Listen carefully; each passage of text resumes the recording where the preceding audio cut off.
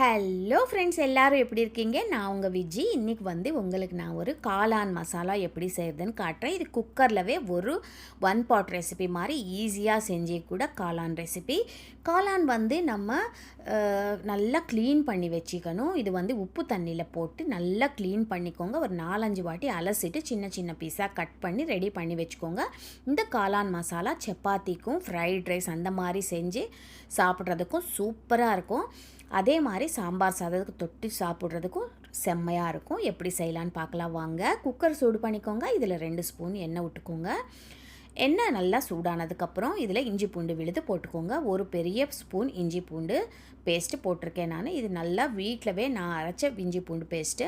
இப்போ இதில் பொடிசாக கட் பண்ண வெங்காயம் போட்டுக்கலாம். வெங்காயம் ஒரு வாட்டி நல்லா வதக்கிக்கோங்க. இஞ்சி பூண்டு பேஸ்ட்டும் வெங்காயம் ஒரு 2 நிமிஷம் நல்லா வதங்கினதுக்கப்புறம் இதில் ஒரு 2 தக்காளி மெலிசாக கட் பண்ணது ரொம்ப பொடியாக கட் பண்ணிக்கோங்க. ஒரு 2 தக்காளி பழம் நல்லா பழுத்த தக்காளியாக எடுத்துக்கோங்க. போட்டு நல்லா ஒரு வாட்டி மிக்ஸ் பண்ணிக்கோங்க. மிக்ஸ் பண்ணதுக்கப்புறம் இதில் நம்ம காளான் ஏற்கனவே நான் சொன்ன மாதிரி நல்லா உப்பு தண்ணியில் அலசிட்டு இந்த மாதிரி பீஸாக சின்ன சின்ன பீஸாக கட் பண்ணி வச்சுருக்கேன்.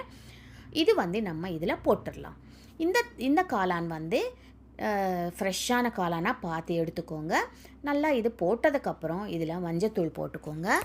அப்புறம் 1 ஸ்பூன் தனியாத்தூள் போட்டுக்கோங்க.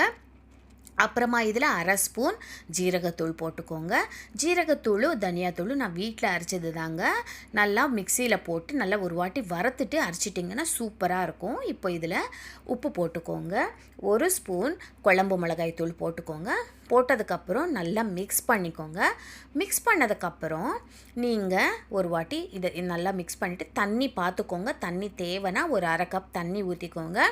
ஊற்றிட்டு இது சூப்பராக மிக்ஸ் பண்ணிவிட்டு இது மூடி போட்டு ஒரு 2-3 விசில் வர வரைக்கும் வேக வச்சு எடுத்தோன்னா நம்ம காளான் மசாலா ரெடி ஆகிடும். இதில் இப்போது கருவேப்பிலை லாஸ்ட்டில் போட்டுக்கோங்க. ஏன்னா நல்லா வாசமாக இருக்கும். இந்த காளான் மசாலா பார்க்குறதுக்கே எப்படி சூப்பராக இருக்குது பாருங்கள். அவ்வளோ பிடிக்கும் எங்கள் வீட்டில். இது எல்லாருக்கும் ரொம்ப பிடிக்கும். இந்த காளான் மசாலா நான் செஞ்சால் விரும்பி சாப்பிடுவாங்க. அதே மாதிரி நீங்களும் செஞ்சு பாருங்கள். ஈஸியாக செஞ்சிடலாம். காலையில் நம்ம லஞ்ச் பாக்ஸ் செய்கிறதுக்கு நம்மளுக்கு டைம் இருக்காது இல்லையா? அந்த மாதிரி டைமில் இந்த மாதிரி காளான் மசாலா ஒரு வாட்டி செஞ்சு பாருங்கள். ஈஸியாக சீக்கிரம் முடிஞ்சிடும். அதே மாதிரி ரொம்ப டேஸ்டியாக இருக்கும். பாருங்கள், காளான் நல்லா வெந்துருச்சு. அந்த தொக்கு நல்லா ஒரு வெங்காயம் தக்காளி நல்லா ஒரு குழஞ்சி வந்துருச்சு. நம்ம போட்ட மசாலா ஃபுல்லாக கலர்ஃபுல்லாக அப்படியே பரவி நல்லா இருக்குது. இப்போ இது மேலே கொத்தமல்லி நல்லா மெலிசாக கட் பண்ண கொத்தமல்லி அப்படியே தூவிடுங்க. சூப்பரான காளான் மசாலா ரெடி ஆயிடுச்சு. அதுவும் இல்லாமல் இது ரொம்ப ஈஸியாக செஞ்சிடலாம். கண்டிப்பாக ட்ரை பண்ணி பாருங்கள். சேனலுக்கு சப்ஸ்கிரைப் பண்ண மறக்காதீங்க.